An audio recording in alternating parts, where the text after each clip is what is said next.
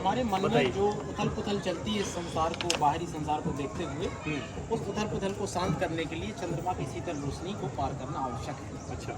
शंख ध्वनि जब भी हम सुनते हैं हम अपने देवता पे फोकस कर सकते हैं, तो हमें भगवान पर ध्यान केंद्रित करना है, इसके लिए शंख ध्वनि भी हमारे लिए आवश्यक है। तो आप ये कह रहे हैं हम लोग ये लक्ष्मण मंदिर में आए, ये बाहरी संसार हमने देखा, परिक्रमा की, संसार देखा, काम कला देखी, मातृत्व देखा, सब कुछ देख लिया। अब उसके बाद हम ऊपर यदि हम शांत अपने आप को नहीं कर पा रहे हैं, कुछ उथल पुथल चल रही है, तो इस चंद्रमा की शीतल रोशनी को पार करते हुए सबको पार करने के बाद एक सुंदर सा एक तोरण भी है सर यहाँ पर, जिसको मकर तोरण कहते हैं। हाँ, ये दो साइड में मगर के मुख हैं, एक इस तरफ एक इस तरफ, ये देवी गंगा का वाहन है। तो जैसे ही हम इसको क्रॉस करेंगे हम पवित्र हो जाते हैं, जैसे हमें गंगा स्नान करना है, स्नान करते हैं। संभाल के देखिए। जी जी सर, रिकॉर्डिंग कर रही है। हाँ नहीं रिकॉर्ड कर रहे हैं। देखिए मंदिर का ये पहला हिस्सा है, इसको हम अर्धमंडप कहते हैं। अर्धमंडप के ठीक बाद आगे का जो हिस्सा है ये मंडप है। अच्छा। मंडप में एक इंस्क्रिप्शन रखा है शिलालेख, जो एक तरह से मंदिर की डायरी है। लिखा क्या है इसमें? इस पे राजा लक्ष्मण देव वर्मन ने मंदिर बनवाया 20 वर्ष में, ये लिखा है। राजा लक्ष्मण देव वर्मन समय समय पर इस मंदिर में पूजा के लिए आते थे, और साथ ही साथ उन्होंने कितनी लड़ाइयाँ लड़ी, कितने शत्रु को हराया, कितने तालाब। संस्कृत में लिखा है किसी और? पाली भाषा है। पाली भाषा में लिखा हुआ है। पहला देखिए अभी बहुत से विवाद होते हैं, बहुत सी बात होती है, लेकिन भारत में मंदिरों में पाली भाषा में लिखा हुआ है। तो हम कितनी समृद्ध परंपरा के लोग हैं, ये अक्सर ये बात करते हुए हम खुद ही भूल जाते हैं अपनी परंपरा विरासत को। बताइए आप क्या बताएं? देखिए ये वैसे तो पढ़ने में थोड़ा सा कठिन है, एक सामान्य व्यक्ति कम पढ़ सकता है इसको, केवल एक्सपर्ट ही पढ़ सकते हैं, लेकिन पहला सेंटेंस काफ़ी इजीली आप रीड कर सकते हैं। ये भगवान विष्णु का पंचाक्षर महामंत्र लिखा है। अच्छा। ओम नमो भगवते वासुदेवाय। इसका मतलब भगवान विष्णु का ही ओम नमो भगवते वासुदेवाय, पाली। चलिए बहुत अच्छा।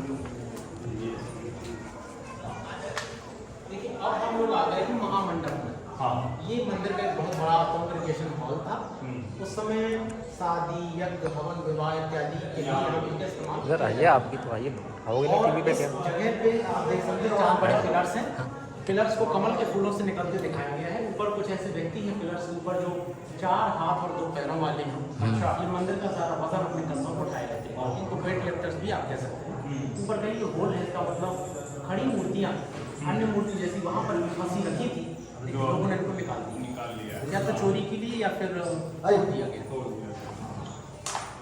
ये अब मिसिंग है, और क्रॉस वेंटिलेशन लाइट के लिए सुंदर खिड़कियां हैं, आप देख सकते हैं। हाँ, ठीक बात है। और साथ ही साथ अब आप अगले हिस्से पे आ जाते हैं, इसको हम कहते हैं अंतराल। हाँ। अंतराल के बाद में यहाँ एक पुजारी की बैठने की जगह है, और अंदर के हिस्से को गर्भगृह कहा जाता है। गर्भगृह में भगवान विष्णु की मूर्ति है। यहाँ यदि आप गर्भगृह में गौर से देखेंगे तो भगवान विष्णु का एक रूप है, बैकुंठ रूप। यहाँ पर उनके 3 सिर, सामने वाला साइड में फेस। नहीं तो रिकॉर्डिंग हाँ। थोड़ा सा उधर हो जाइए, इस तरफ आप उधर हो जाइए या दूसरी जगह देख लीजिए। देखिए एक सामने वाला सिर उनका ह्यूमन फेस है, दाहिना शेर के जैसा, बायां वराह के जैसा है। ठीक है। तो बैकुंठ रूप ये कहा जाता है। एक कमाल की बात जो आपको नजर आ रही होगी वो है मंदिर के अंदर पहुंचती हुई लाइट। ये कैसे पॉसिबल है?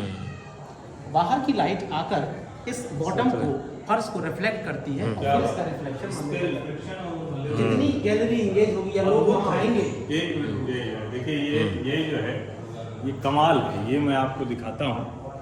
ये बाहर से रोशनी आ रही है, वो रोशनी आपको वैसे नहीं दिख रही, क्योंकि रोशनी आएगी तो दीवार पे, और ये जो मंडप का हिस्सा है यहाँ पर वो रिफ्लेक्ट हो रही है, और यहाँ से इस अंतराल के आगे थोड़ा सा भाई साहब साइड में हो जाइए थोड़ा सा, और ये देखिए ये इस रोशनी से, और ये भगवान की मूर्ति पूरी तरह से प्रकाश में है। ये अद्भुत है। ये जिस तरह से, अब आप देखिए ये मूर्ति, ये मैं और आपको नज़दीक से दिखा देता हूँ। ये वो प्रकाश है जो बाहर से आ रहा है, कोई अंदर लाइट नहीं है, किसी तरह की व्यवस्था नहीं है। ये है हमारे मंदिर। ये लीजिए, आगे की बात इनसे समझते हैं। ये देखिए ये जो रिफ्लेक्शन है वो आप यहाँ देख सकते हैं स्पष्ट तौर से। मैं आपको मंदिर की सिमेट्री के बारे में थोड़ा बताना चाहूँगा। थोड़ा आप मेरे पास आ जाइए।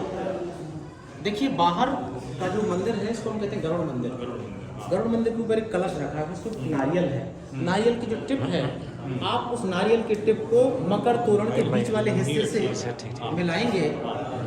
नारियल की टिप को आप मकर जो मकर तोरण उसके बीच वाले हिस्से से मिलाएंगे अपनी आंखों के सामने, और वो यदि सीधी लाइन आप खींचे एक रेखा तो भगवान विष्णु की नोज पे जाके खत्म होती है।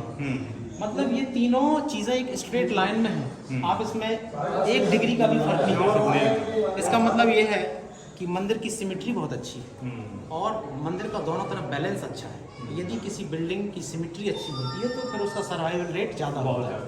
देखिए आप इस महामंडप को देखिए, ये कोनों पे धंसा हुआ बीच में उभरा है, ये कॉन्वेक्स लेंस है। कॉन्वेक्स लेंस में आप स्केटर्ड जो रिफ्लेक्शन होता है वो ज़्यादा तेजी से होता है, तो आप देख सकते हैं। साथ ही साथ इसको 45 डिग्री के रिफ्लेक्शन से ही उन्होंने अरेंज किया है, इसको थोड़ा एलिवेशन में लेते हुए दिखाया गया है। दूसरी चीज़, यदि आपके पास कंपास है मोबाइल में, आप कंपास खोल के अभी देख लीजिए, इसको आप यहाँ रखिएगा मोबाइल को, तो ये एग्जैक्ट मैग्नेटिक ईस्ट वेस्ट है। 1000 साल पहले हमारे यहाँ मैग्नेट की खोज भी नहीं हुई थी। नहीं होती। इसको आप कर सकते हैं सर। नहीं ठीक है, चलिए कंपास है इसमें? नहीं करना पड़ेगा, कंपास होगा डाउनलोड करना। अच्छा चलिए, नहीं। उसमें है मेरे मोबाइल में, अच्छा। उसी से रिकॉर्ड कर रहा हूँ, कोई बात नहीं, चलिए समझ गया। चलिए यहाँ आपको बताना है। हाँ, विष्णु जी की ये वैकुंठ रूप की मूर्ति है। बैकग्राउंड फूल। 4 इनके हाथ थे, चारों खंडे तक। जब मंदिर की मुख्य मूर्ति टूट जाती तब इसमें पूजा नहीं होगी, इसलिए अब ऑफिशियली यहाँ पूजा नहीं है। नहीं, और पैरों के लिए बड़ी टेबल रखी जहाँ पे ऑफरिंग्स यानी चढ़ावा तो रखा जाए। ठीक है ठीक है। अब ये आइए, इसमें एक प्रदक्षिणा है मंदिर में। अच्छा, कंट्रास्ट को आप देखिए, हाँ। शैडो और लाइट के कंट्रास्ट में जैसे गोल्ड की बनी मूर्तियाँ हैं। क्या ये सचमुच ये देखिए वही पत्थर है, वही सब कुछ है, लेकिन लग रहा है जैसे स्वर्ण जड़ित हो गया। जी। हाँ। इसमें बहुत सारी मूर्तियां हैं, इसमें देवी गजलक्ष्मी, भगवान इंद्र और अग्नि, इसलिए आग्नेय कोण है हमारे घर में, साउथ ईस्ट। इंद्र और अग्नि यहाँ मिलेंगे। और इसके बाद दर्पण सुंदरी है, फिर एक और साधारण दृष्टि को दिखाया गया है। हाँ। ये भगवान विष्णु का नरवरा रूप है।